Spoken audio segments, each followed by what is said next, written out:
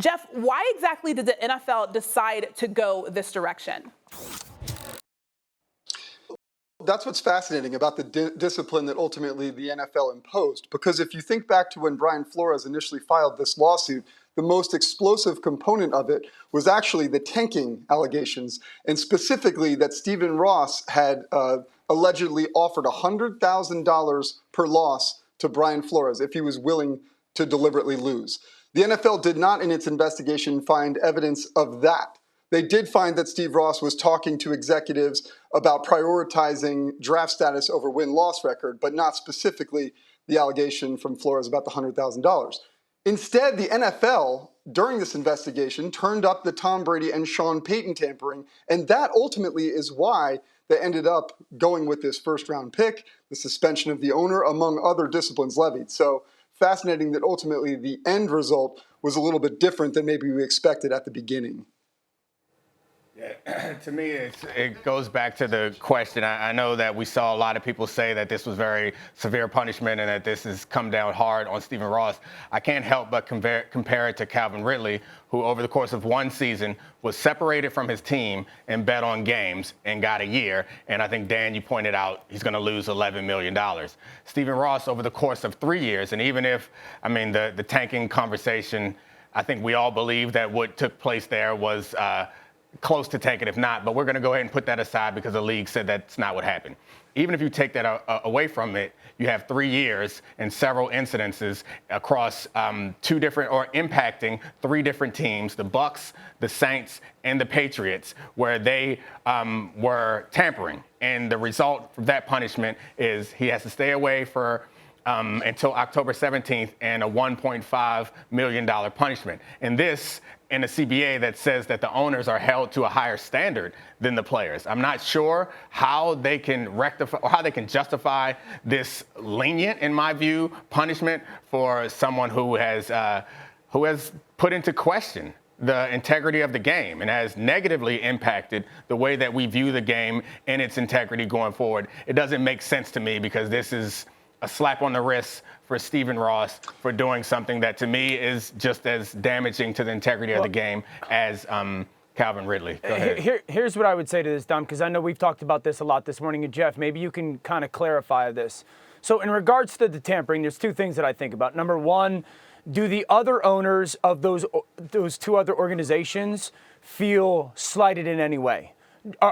And does that change the potential penalty? Like, does Robert Kraft or the Benson family, do they feel like, wait, that is not heavy enough? Because if that was us, we would want more of it because they impacted our organizations.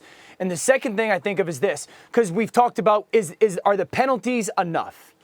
The issue you have, or that I would have, when the penalties become more severe in regards to potential draft picks or whatnot, is now you're impacting, Dom, and I've heard you say this, all those people that have put all their life to try to be good at their job.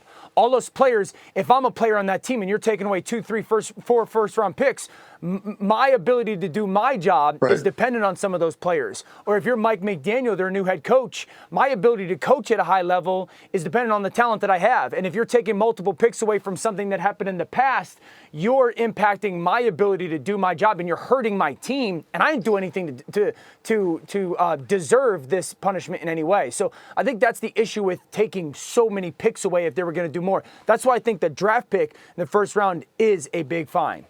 So, I'm sorry, Jeff, go ahead. Dan, you're exactly right, by the way. The draft pick is massive. And to your point, my sense down here in South Florida, especially within the fan base, is the frustration of what you just said.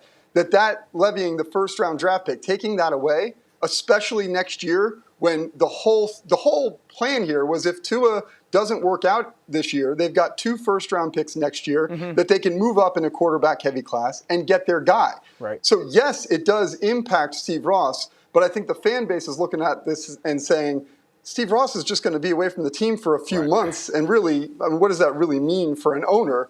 The first-round draft pick is a heavy hit on the organization. But by the way, Dan, we should still point out Steve Ross owns the organization. So if you're going to hit the organization, it is ultimately also hitting, most importantly, Steve Ross. Well, you could hit them for a year's worth of profits or revenue, what I mentioned earlier, to not have to impact the draft picks. But I'm sorry, like that's the problem. It's like if one of us got arrested and went to jail for a crime, that is going to negatively impact our wives and our children.